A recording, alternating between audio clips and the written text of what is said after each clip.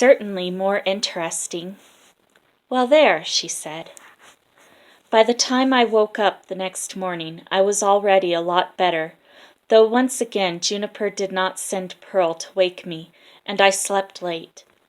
I no longer felt tired, and when I got out of bed and walked experimentally around the room, I was still a bit dizzy, but the floor only rocked a little, as if the rough sea beneath it had subsided. I could feel an idea bubbling away energetically at the back of my mind, and at first I could not imagine what it was. Something about life with Juniper had encouraged me to notice ideas floating around in the back of my mind, like, as she said, fishes swimming past you if you were in a house under the sea. Finally, I captured the swimming fish. What I suddenly understood was that it was time to go and look in Juniper's attic. I did not even pause to get dressed, but threw a blanket around my shoulders, and with one or two pauses to steady my wobbling footsteps, I made my way to the attic stairs and toward the little ivory handle that had drawn me from the first day. My heart beat quickly as the door slowly swung back and Juniper's attic lay in front of me. The first impression was one of light.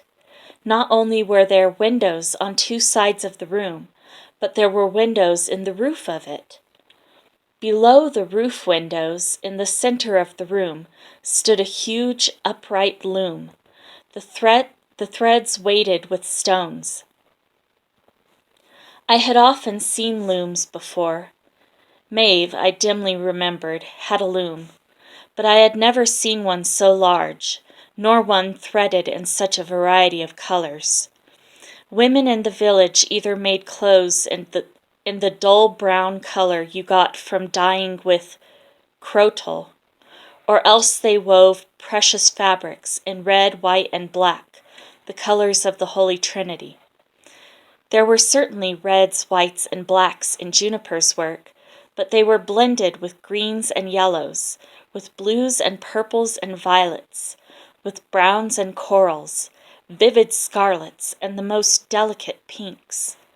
The colors might have clashed and made a painful confusion of effects, but each graded so gently and subtly into the next, or else lay beside a color with which it was in such perfect harmony that the total effect was delightful. It made you feel glad as you looked at it. I stood there and looked for a long time, pleased and fascinated by the rainbow Juniper was weaving. A little later I looked at the rest of the room. Hung from the ceiling was a mirror, and before I looked into it, I guessed that it was a mirror like the one downstairs. Sure enough, if I sat upon the stool before the loom and looked up, I could see people busy about the life of the village. The room contained big cabinets. No longer afraid of what I would find in any house that belonged to Juniper, I opened one and found it full of dresses. They were made of rich silk, mostly in crimson, and they had a ceremonial air about them. Throwing off my blanket, I tried one of them on. It was much too big for me, but I loved the feel of the silk and the swishing sound it made. The other cabinet made me jump when I opened it. As the door swung back, it seemed to me for a moment that I was looking at a dozen faces. Then I realized that they were masks, some grave, some smiling, almost